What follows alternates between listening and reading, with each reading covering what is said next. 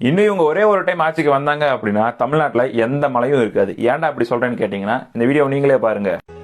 மதுரைக்கு போயிட்டு வந்துட்டு அந்த கள்ளி மந்திரத்துக்கிட்ட போகும்போது உண்மையிலே அதை பார்த்தோன்னே மனசுலாம் வலிக்குது. உண்மையிலே சொல்லண்டா, நீங்க எல்லாம் நல்லாவே இருக்க மாட்டீங்க.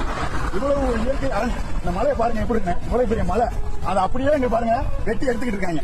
இதுல அந்த பேக்ட்ராப்ல பாத்தீங்கன்னா அந்த மலையில முக்காவாசி முடிச்சிட்டாங்க. நமக்கு எவ்வளவு கோடி கொடுத்தாலும் உண்மையால இந்த மலையை உருவாக்க முடியுமா? என்ன அர்த்தத்துல மலையெல்லாம் வைப்பீங்க?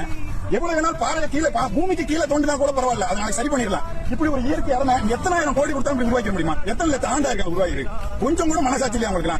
சத்தியமா சொல்றதா, நீங்க உருப்படவே மாட்டீங்க. எவ்வளவு ஆதங்கத்தோட பேசுறாரு அப்படின்னு பாத்தீங்களா? கன்னியாகுமரி சைடு முக்காவாசி மலையில வெட்டி எடுத்துட்டாங்க. தமிழ்நாடு பூரா மலையெல்லாம் சொரணிட்டு தான் இருக்காங்க.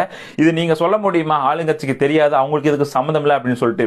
நீங்க நல்லா யோசிச்சு பாருங்க. உங்களோட சொந்த இடத்துல இருந்து பட்டா லேண்ட்ல இருந்து ஒரு லோடு மண்ணு நீங்க ரோட்டுக்கு கொண்டு வந்தீங்க அப்படின்னா ஆட்டியோ பிடிச்சிருவாங்க.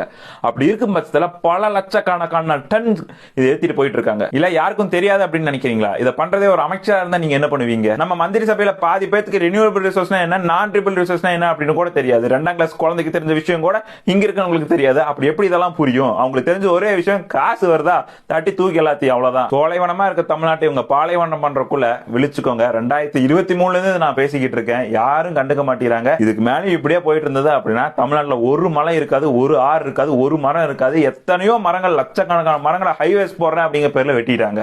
நல்லா இருந்த ரோட்டை எக்ஸ்டெண்ட் பண்றேன் அப்படின்னு சொல்லிட்டு 2 சைடு இருந்த மரங்களை வெட்டிட்டாங்க. எங்க ஊர் சைடு எல்லாம் ஃபுல்லா வெட்டிட்டானுங்க. இதை பத்தி நீங்க என்ன நினைக்கிறீங்க அப்படிங்கறத கமெண்ட் பாக்ஸ் சொல்லுங்க.